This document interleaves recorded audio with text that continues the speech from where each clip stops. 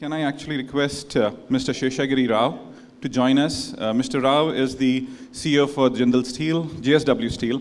Mr. Nitin Prasad from Shell Lubricants, who's the managing director there.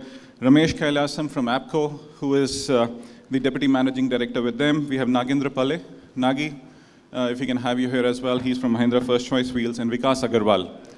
We're going to have a panel on a discussion on Make in India. So rather than keep it as a monologue, we'll try and make it a lot more discussion-like, and we'll try and take a lot more questions from the audience, because I think you're here to ask questions and interact with us. 2 or 3 questions aren't going to do it.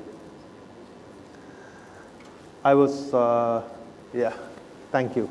I was hoping someone else would do all the work for me, and I noticed that the keynote in the morning took care of that. Management science, and Rajiv should note this, as a term for this. It's called social loafing, right? So in a group, when there are enough people who are enthusiastic enough to do the work, the really smart guys sort of sit back and say, like, listen, the work has been done, right? So I looked at it and I said, like, this is wonderful, because if the panel answers all these questions, we've pretty much tackled many of the key issues about making in India. I'm going to ask each one of the speakers here, because I noticed that in case you didn't know them, we have someone who makes steel, we have someone who makes and sells lubricants, we have someone who sells second-hand cars, but automobiles and any automotive industry is actually the apex of manufacturing, given the complexity involved. So we sort of use them as a proxy for the auto industry. We have someone who makes electronics manufacturing, who's in the phones business, OnePlus. You know, it's a very desirable phone. I remember one of my colleagues was very upset when he didn't get an invitation. Right? So it created a lot of heartburn. And again, electronics manufacturing is, these guys are like the shoemakers of yore, okay? In the 1970s and the 1980s, you had to look at the country where all the sneaker manufacturers were going to, and these countries were the best in what is called soft manufacturing, which is low cost, high quality manufacturing, which is why it went to China and then it went to South Asia. It skipped India, although for some time in the early 2000s, Nike actually flirted with setting up a sneaker manufacturing unit at a place in Tamil Nadu called Ranipet, which is a big leather manufacturing center. Didn't really work out for them. But anyone who makes mobile phones now is pretty similar to that, because you need really high quality, but you also need extremely low cost, and you need a robust supply chain for that. So we have people who represent pretty much a wide spectrum of industries. We also have with us Ramesh, who runs APCO, and APCO represents a whole series of clients. So he will give us a perspective of both how his companies are responding to the government's campaign, as well as the government's campaign itself, how effective it's been. The first question is, you know, this whole concept of making in India. Do we really need to make in India, right? Because I know there are lots of reasons why we should, but I'm going to try and play devil's advocate here, because the whole concept of globalization is that you make products where it is easiest to make them, where the raw materials are the cheapest, where your labor cost is the lowest, and where the skills are the highest, and then you ship them across to markets. Fortunately, with energy costs being where they are, shipping costs are phenomenally low. I think if oil had touched 200, then you know, some cracks would have started appearing in global supply chains. Fortunately, it didn't. It's gone in the other direction. So which means you can ship pretty much where you want to. So does it really make sense to make in India? I'm going to start with Sheshagiri. No, today the theme in the international markets or India, if you look at, a country has to produce what they are good at. That is why we find in the supply chain strategy overall is that there is a disaggregated supply chains which we see across the world. If we look at Boeing, they produce most of the parts outside where they are located, and they get into that country and then they are the most profitable company. So disaggregated supply chain is the theme where you are good at, where you will be able to give that product to the customer at a good price, where it can create value. I think that is where we have to focus of producing that product as a part of Make in India campaign. So the first point which we need to understand where India is good at producing what item most efficiently at a very good cost. For instance, if you look at steel where we are present, next to CIS, India is the cheapest country in producing steel in India. So a country where it can produce steel, should we have a strategy of exporting iron ore and importing steel into India? We need to debate that point. So similarly, any sector if you look at, there are several sectors where India is very good at, starting from 1970 to 2015 if you observe, where we are traditionally very strong and very good, where our exports were constituting 80% of our total exports in the year 1970. Today it is less than 20%. So I think we need to look at those sectors where India is capable of producing at a very, very low cost and very, very efficiently, where we can compete in the international markets. I think those are the sectors we need to focus in my view. Okay, good point on steel. And there was, of course, this Korean company which also tried to come to India and make steel and didn't really work for them. And I think that's projects like those which were much hyped and didn't really happen were one of the reasons why this campaign was launched, right? Ramesh, what do you think the key issue has been, right? Because the reason why you have a campaign is because you're proffering it as a solution, and you're proffering it as a solution because obviously there's a problem. What are the various ingredients of this problem? Why is it that companies have found it difficult to make in India? Well, before even getting into why companies are finding it difficult, I think what's important for us to also understand is the fact that we are producing 20 billion kids every year, and that's population that is getting added on, which means that we need to create 20 billion jobs every year, and plus you also have a surplus of people who are either unemployed or unemployed. The other important part is also... Yeah, but I just want to interrupt you there because, you know, it's something we'll come to later in this discussion. There seems to be this completely wrong assumption, wrong in my mind and wrong also if you look at it a little scientifically, that making in India will create a lot of jobs. Because new age manufacturing actually doesn't create so many jobs, right? I think for us, the real jobs engine will really be services, right? For much more time to come, not manufacturing. Which is why I was coming to the point that Make in India should not be construed as just manufacturing. Manufacturing is one of the components of it. Where we are producing is good quality engineers. Services has been a good success story all these years. So what's important to look at is Make in India, how you define Make in India. It should be all inclusive. It has to be all inclusive. The way the government perceives it to be is all inclusive. But unfortunately, the typical thought process that we all think through is that the moment somebody says Make in India, you're producing a tangible output which looks like a bottle or a glass or a manufacturing equipment.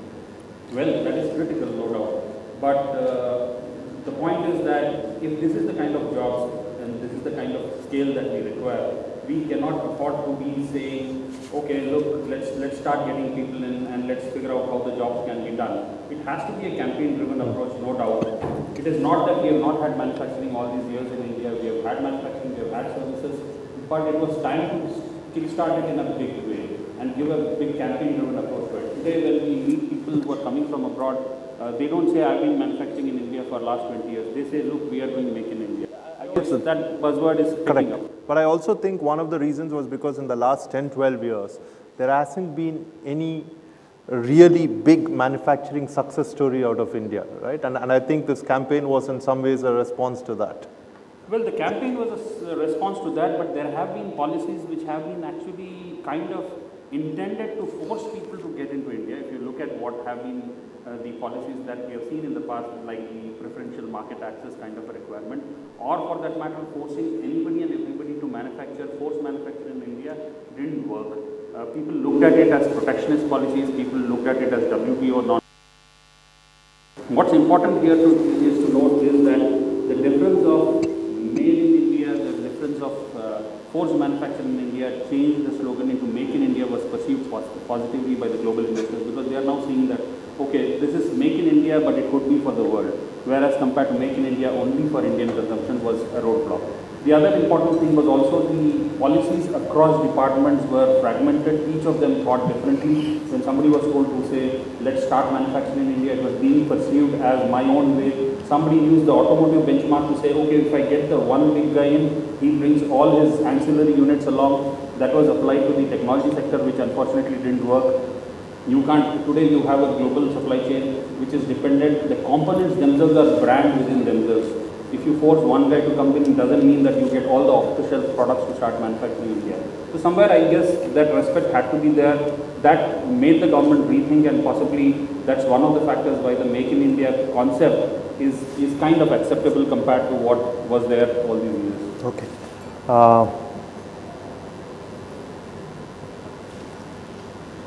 Sorry, I just lost my... Vikas, this whole... if you look at recent announcements by electronics manufacturers in this country, you have Foxconn coming in and making announcements. You had Xiaomi doing a partnership with Foxconn and making an announcement. These are obviously companies that, given the global nature of their supply chains and also given the global nature of their business, will only manufacture here if there is a sound economic reason for them to manufacture here. One of these, of course, is the market, right? We have a huge market. This year, what, 150 million smartphones are going to be sold in India, maybe more, right? And so that's one reason. But that doesn't mean you're necessarily going to make here if other conditions are not met. Can you tell us a little bit about those other conditions that you'd like to see met?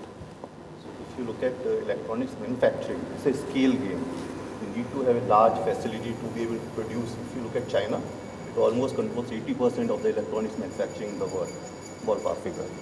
The reason why they're able to do it, they have invested in that infrastructure in developing those facilities, and they've also brought in the component manufacturers.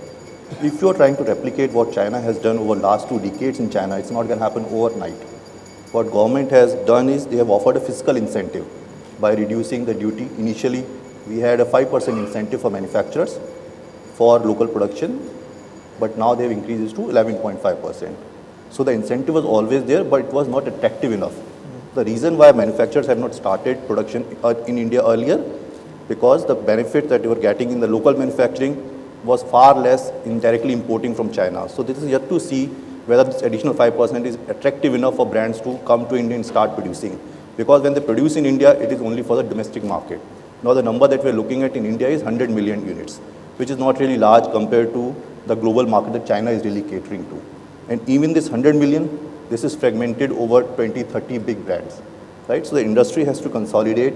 There has to be some serious players emerge from India, and India has to start producing for the global markets to make it really sustainable and a viable business for brands. Today, the incentives are still available even if they do just the local assembling instead of the real production. Assembling is a labor-intensive operation. It's a low-value-added operation, right?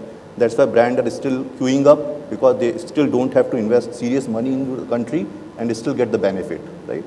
In long run, I think government will look at it and they will then disproportionately provide incentives if we actually start producing in India. Now in near future, I see that probability a little less, because component manufacturers are unlikely to shift to India unless they see a big volume coming from India.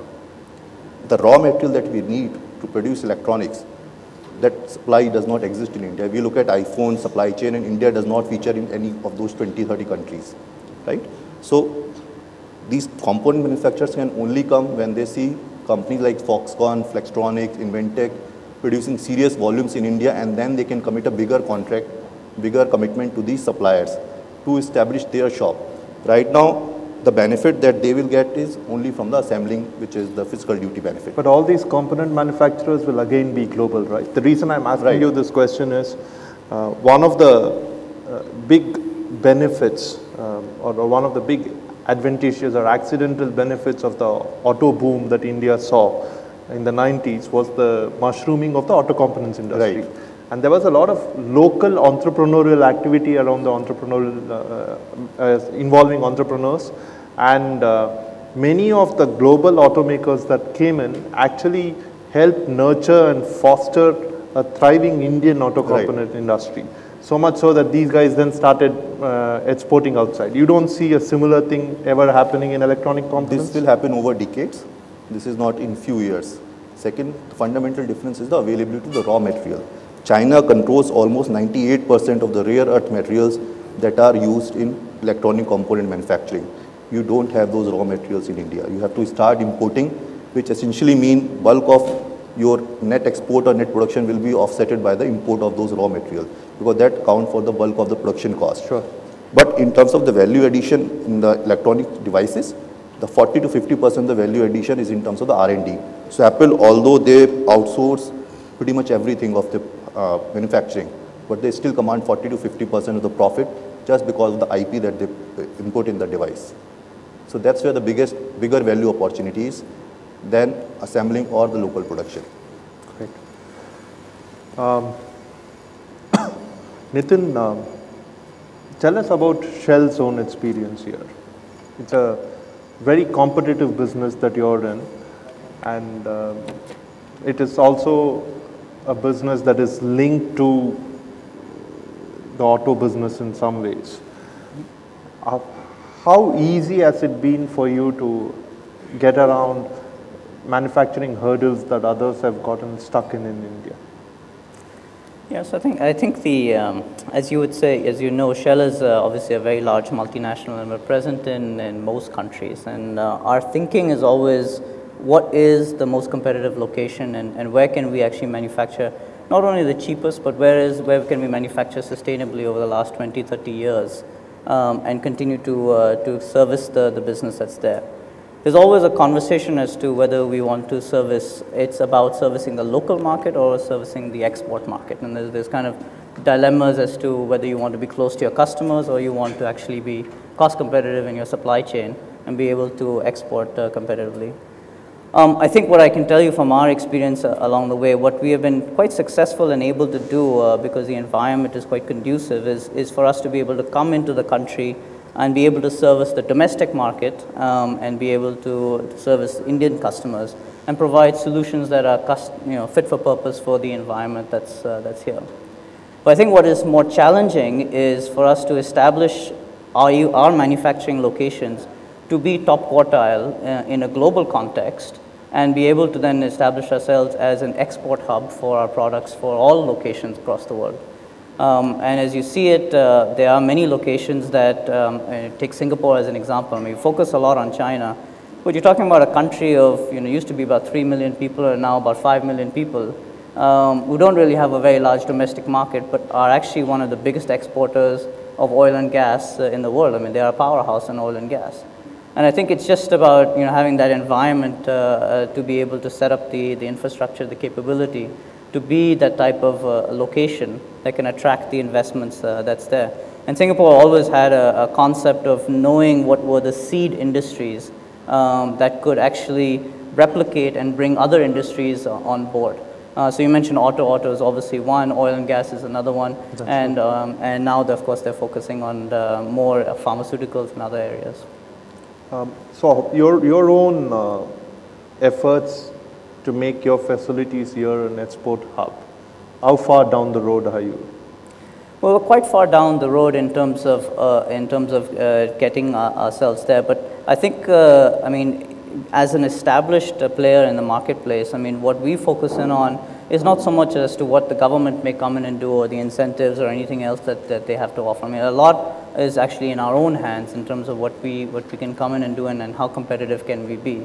And this comes down to, in our mind, dealing with some of the efficiency and largely the labor challenges that we may have in the country.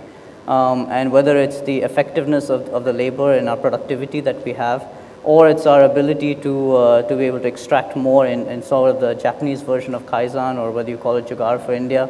But it is about ultimately creating an environment and a culture for us to be able to extract more from our facilities, given what we have. We also then couple this with two other different areas. We invest quite heavily in terms of being technologically advanced, and in a globally competitive world, what was the technology 10 years ago or even 5 years ago is quite frankly not good enough.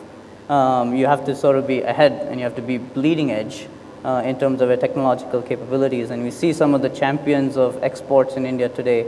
They are recognized as having the latest and greatest, and in fact are defining the new technologies for the world. So I think that's quite key, and actually I quite resonate a little bit with what Rajiv also kind of said. Was the third aspect of this is you have to be nimble and flexible, because at the end of the day, whether it's auto components or otherwise, I mean, you're talking about, from Euro 1 to Euro 6 and a world where things could be changing anything along the way. And we have to be able to supply across all of these different aspects. So your production lines have to be flexible, your mindset has to be flexible, your capability has to be flexible, and you have to be able to deal with 160 different environments and new laws and regulations across the world to be able to make that work. How does Shell at a different level is involved in this tax litigation with the government of India? And it's something that's obviously likely to cloud the perspective of that company when it comes to doing business in India, right? Because to give you a similar example, one of the most successful electronics manufacturing operations in India was the Nokia factory, right? And sure, Nokia started doing badly, but the factory was still on, and in all likelihood it would have gone from being a factory that makes mobile phones for Nokia, which is doing badly in the mobile phone markets, to a factory that's making phones for Microsoft, which is doing badly in the mobile phones market, but it was still making phones, and it was a pretty good factory. But the reason it didn't happen was because of this tax dispute. And you have a similar tax dispute with the government, which is likely to cloud your perspective about India, right? Is it an irritant or is it not an irritant? Yeah, I think, well, I mean, just to kind of clarify, the tax dispute is over, so we're sort of beyond that. But I think to kind of reflect backwards and as we were handling the issue, I personally think we beat ourselves up a little bit too much on this one. I mean, in the end of the day, as Shell, we have experience of operating in China and Vietnam and Nigeria and Indonesia and some of countries which I wouldn't want to make this statement, but they are much more challenging in their environments, and there's tax disputes and there's issues all over the world. So I won't come in and say that India is any better or worse in that aspect. I think the part that really challenged some of the mindsets of international investors was the sense that a contract may not be honored moving forward. And I think that is actually the aspect that we sort of just miss out on.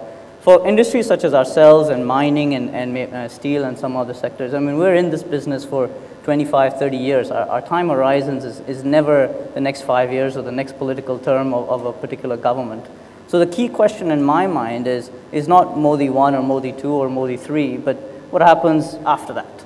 And if can a government honor an agreement that was struck with a corporation or an industry for the sustainable long term, because that's the basis on which we will make our investment decisions. Okay. There, I think, despite all the tax returns, India has a reasonably good track record of honoring contracts. Where GE's Jeff Immelt was in town last week, and some of us met him, at which point someone asked him this exact same thing about contracts and laws. And he pointed out the fact that his company was an equipment supplier to Dabhol, the controversial power plant in Maharashtra promoted by Enron. And they did get paid for the equipment. I mean, it was controversial. There was a lot of trouble, but they did get paid for all the equipment that they supplied. Nagi, this making in India is in some ways a subset of doing business, right? In an environment which is not really structured in some cases. Markets are not organized. Markets are fragmented. You have to organize those markets. You have to work with regulation that is evolving in some ways, right?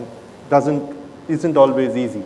To give you an example, Amazon has a problem in Karnataka simply because the VAT laws in Karnataka have not kept pace with VAT laws in other parts of the country.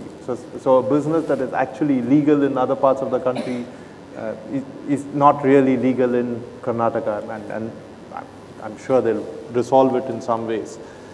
Your own experience in setting up this network that you've now set up, because you probably run, is it the largest now? Yes. It is the largest network of which provides service as well as second-hand cars in a market which is traditionally disorganized.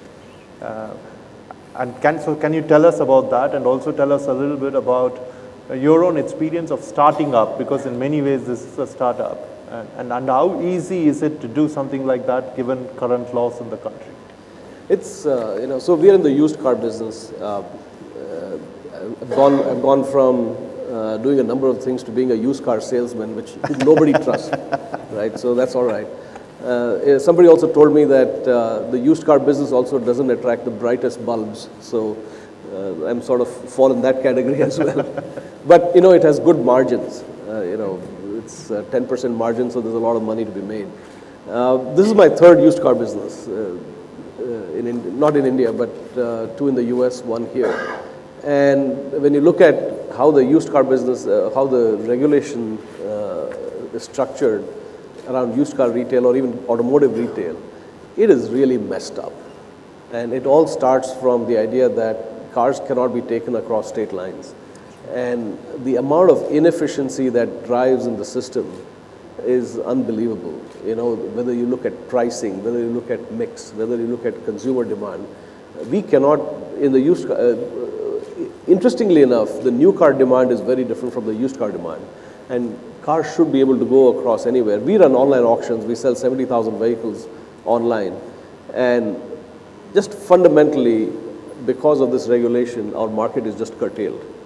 And you have to have buyers in the local state, and the demand is very thin. I mean, all said in India, for as large as it is, it's a very shallow market. You know, it's just an extremely shallow market.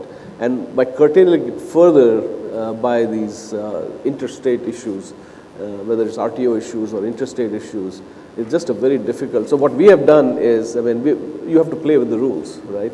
So we don't move across state lines. But what we have done is we have actually said, you know, if you look at what the consumer wants, there's just a lot of demand for just a more trustworthy transaction. And we have grown our network like hell. I mean, we're like 600 dealers almost in the country in 280 towns. But if, I don't know how the GST will help the car business. I don't know if it will. But if there is this whole RTO effort that's underway to allow cars to move across state lines, etc., I think that would explode the market significantly for us. And frankly, in the end, the consumer will benefit the most. Okay, you sort of answered the question I asked you and then delved into the second part of the discussion, because I was going to give everyone an opportunity to tell the audience about one or two changes that they think will really help their business explode in this country. So we'll start with Vikas. I think the tax rationalization is one, GST. Today, a lot of new smartphone companies are using e-commerce as a primary vehicle to really enter India. And one of the challenges that e-commerce companies face is the different taxation in different states. And that's a potential liability again in the future for them. Even for the offline worlds, the tax for smartphone, for example, is very different, varying depending on state to state. In some states, 5%, some state 12%, some state 15%. And that creates a lot of pricing issues with the distributors, with the brands. So that's one thing that we should definitely be really focusing on and bring on GST as soon as possible. Nitin? Yeah, I think for us, clearly in the oil and gas space, infrastructure is going to be one of the major ones that's there. And to bring online, you know, old or new fields, looking at upstream, downstream, a lot of movement of goods is movement of bulk liquids is actually quite key. So whether it's ports, it's rail, it's roads, it's pipelines, I mean, all of this is quite key to a large-scale investment as a Shell group in the country. I think if I look a little bit more specifically in terms of the consumer-oriented businesses or the customer-oriented businesses, I think what's key here is for us to try and move beyond a little bit about make as cheaply as possible, but to start talking a little bit more about what does value really mean for the consumer and start looking for making top quality at the best value. So we need to change our dialogue and conversation a little bit more. And starting, I think, a little bit from whether it's the PSUs down to all various industries. And I think if we can find a way to do that, that would make a big difference. Great. Seshagiri, along with that, can you also tell us, in the last 12, 13 months, do you sense that it's actually become easier to set up a manufacturing facility in this country? No, now as a part of Make in India, as I mentioned in my initial remarks, we can produce efficiently quality product at a cheap cost, at a lower cost, where we have the competitiveness. Those are the industries we should focus, particularly in the environment of disaggregated supply chain systems across the world. The second point, as a part of Make in India, Government of India is looking at signing free trade agreements with various countries, or RCEPA or FTAs. I think here we need to understand what is happening across the world within the framework of WTO, how Indian government policies are helping to make our Make in India successful. For instance, we have signed an FTA with Japan. When we signed, they have removed the footwear from the purview of the FTA when we signed with Japan. Japan imports close to $5 billion of footwear, but India wants to export footwear to Japan. We can't do it. Our share is less than 1%. There is a quota system, and the duties applicable for export of footwear from India is 17.3%. If we exceed quota, it is 30%. Similarly, let us look at Chile, where we export a lot of automobiles. Chile imports automobiles in that country only from FTA countries 94%, whereas we don't have FTA with Chile, where we export. Our share again is less than 1%. If you want to export cashew nuts to China, let us say, 10% duty. Same from Vietnam, it is 0. If I want to export gelatin from India, there is a quality order as far as China is concerned. So we are talking about WTO and free trade, where traditionally India is very, very competitive. If we want to export those products, when we are signing these FTAs, we have to take into account whether it is being abused as far as these FTAs are concerned to damage the domestic industry. So those products are to be excluded where you want to include as a part of Make in India campaign. At the same time, where we have the export potential in those products, when we are entering into those countries, we need to do it. We need to be very carefully calibrate these FTA policies, RCEP policies. This is very, very important for the domestic manufacturing industry. You must have seen latest Economist, in that it is written that most of the automobile companies in Europe are shifting to Mexico.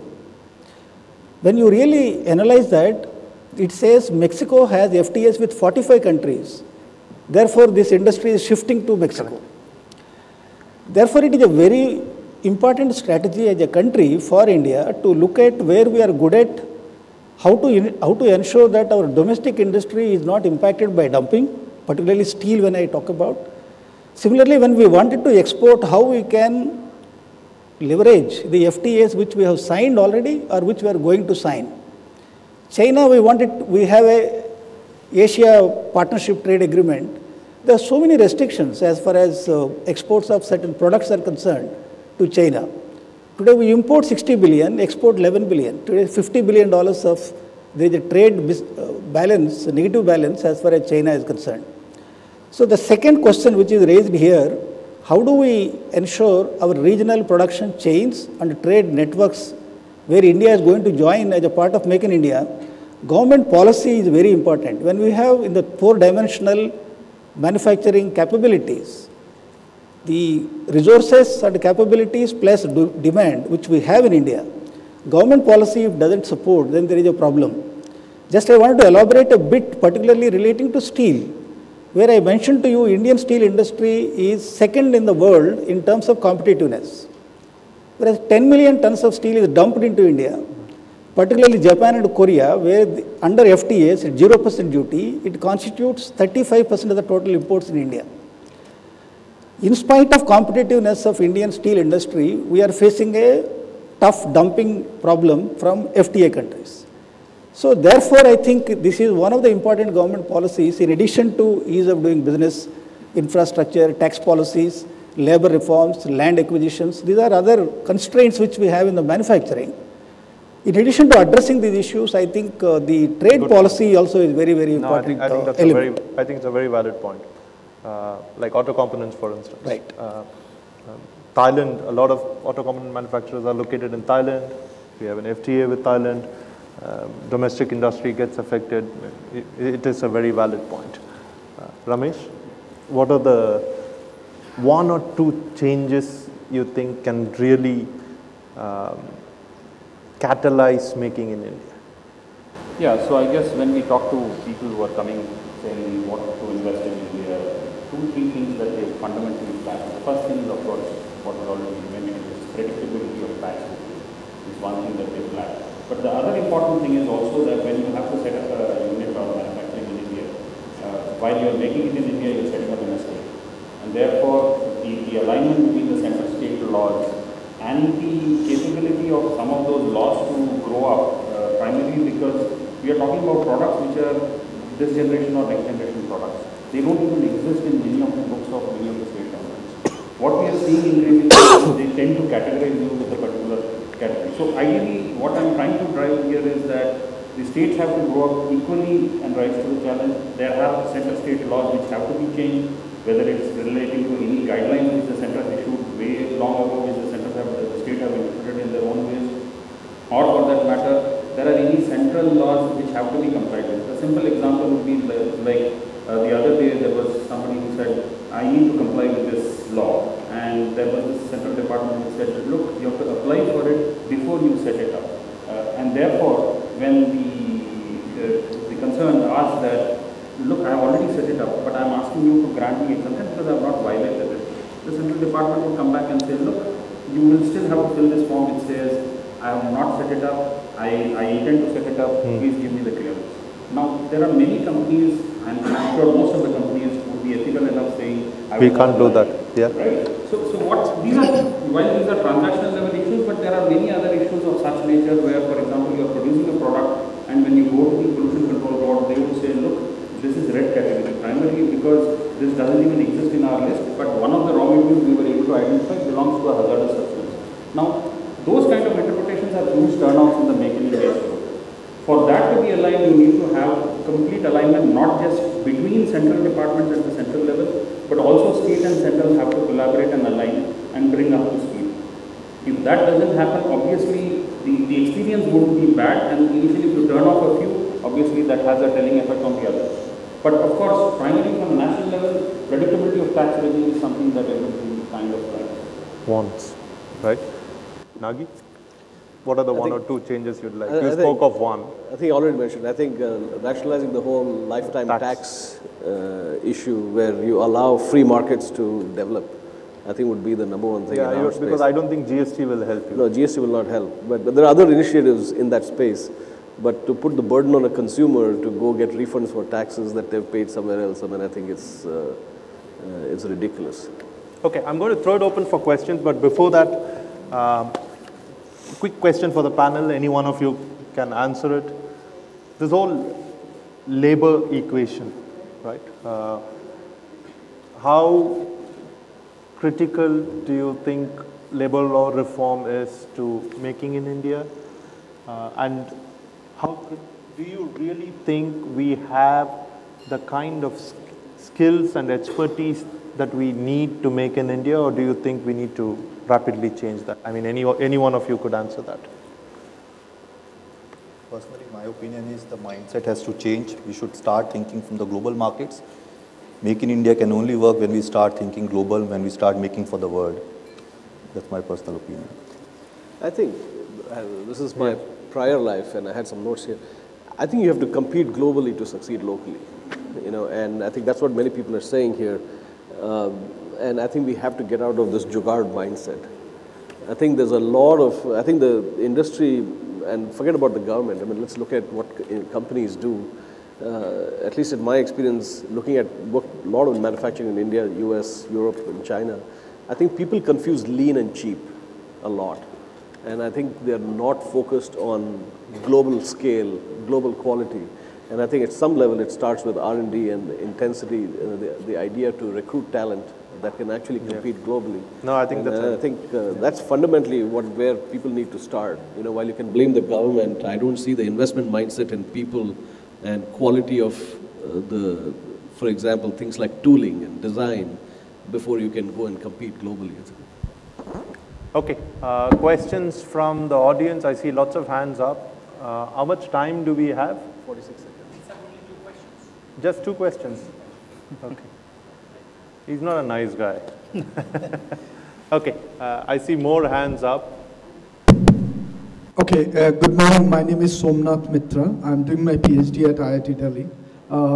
I have 2 questions. One is, what is after Make in India? Designing in India? That's the question I have, first question. Second is, we have Make in India.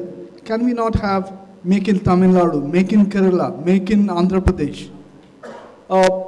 That is the way it will actually go forward, make the states competitive and attract FDI. Got it. Got your questions. We're going to take, yes sir, your question. We'll take a bunch of questions, we'll answer them together. That way we'll get around his rule. Somebody mentioned that for every patent India files, China is filing 35 times the same number of patents. What do the panelists think is the reason for this? And how can we focus on this? Because one of the key factors for making India would be design, innovation, creativity. Got it. Thank you. Any other questions? Does anyone else have a question? No more hands? Yes, please. That's the last. When we talk about Make in India, there's a renewed focus on manufacturing, but why don't we think that beyond a point in time, when robotics is entering manufacturing, will we actually, after a point in time when we are competent enough in this field, how will we be able to tackle the technological change that will come after a point in time? I'm going to ask Vikas to answer the first question, which is making in India is fine, but this whole designing in India, like your phones, for instance, right? You can visualize making them in India, but during our initial conversation, it was fairly clear to me that you think it's going to take some time before they can actually be designed in India. Right? What are the hurdles? Do you think it will happen? What is needed to make it happen? So eventually the entrepreneurial culture will move into the hardware industry. We've already seen how software industry, the internet information technology has transformed the entrepreneurial landscape in India. Going forward, this will percolate into the hardware industry, and a lot of new entrepreneurial venture get into the hardware space, and a lot of new technology will come in terms of things space and also smartphones or other technology. Smartphone is probably a transition phenomenon. Going forward, the form of the device may change, right? It can be anything, but I think it can happen in the next 4 or 5 years. Okay. The other part of that question is actually the fact that in the 90s and the 2000s, a lot of multinationals entered this country looking at a vast market. They found out that the market wasn't there. So these companies had to prove to their headquarters that India wasn't a complete write-off. So all of them set up excellent R&D centers. There are many of them across this country, and some of them actually design products. Like even in the 2000s, for instance, GE's next generation locomotives were being designed out of a facility in Bangalore. Right? So Intel's chips, all those things were already happening.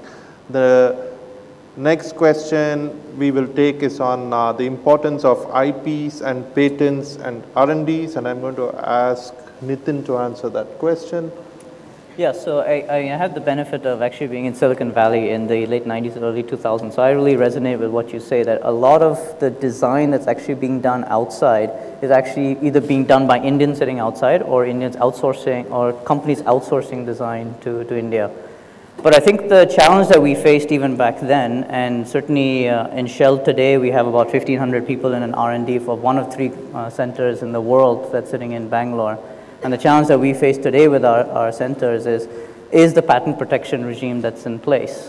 Because as much as we would want to try and create and get the latest and greatest technologies in place, I mean, India must be a part of the global patent regime. Otherwise, the risk of losing some of the next generation technologies is very high.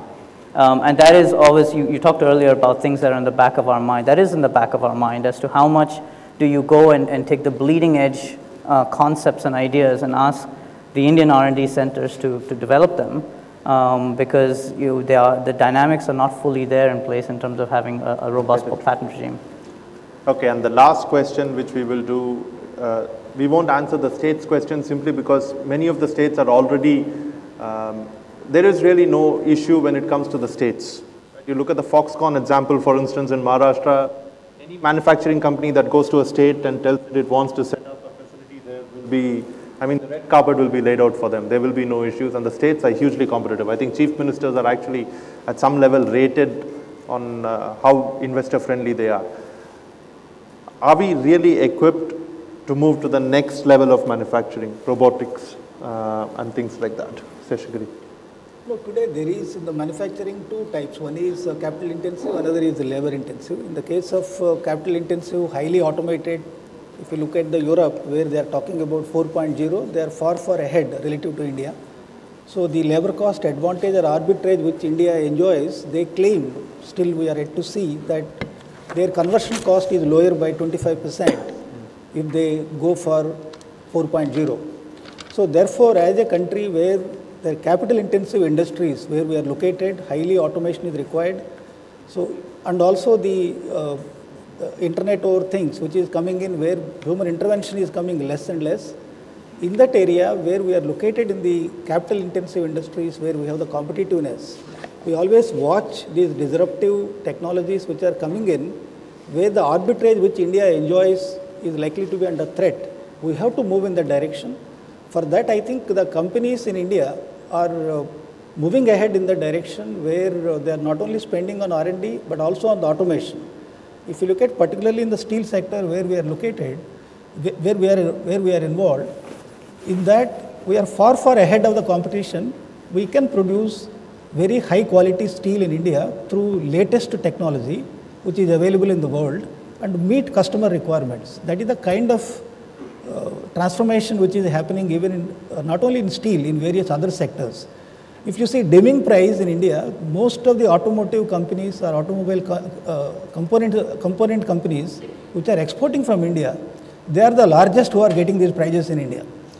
So it is not that India is not moving towards automation, robotics and the latest technologies which are coming in the world, that is being adopted by manufacturing sector but restricted to certain segments. Okay. But the other side where labor intensive is there, that is also one segment where we need to move. There the labor reforms is very much, I will take a minute. Yeah. There the issue is the small scale industries, MSMEs which are there, they are contributing 45% of the manufacturing in India. They remain small.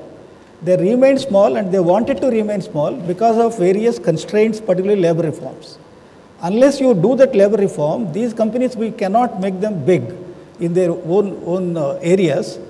So for that, that's why we have lost in our traditional strength of products where we are exporting, where we are quite competitive. Those industries which are located in MSMEs, because of this constraint, they have not grown. So labor reform is very much essential, particularly labor intensive industries, thereby they can become global scale, more efficient, and they can compete in the international markets. Thank you. He made a very valid point on small and medium enterprises, but I think we can have an entire panel discussion on small and medium enterprises. Thank you very much to the panelists. I think it was a very engaging discussion. I learned a lot. Thank you.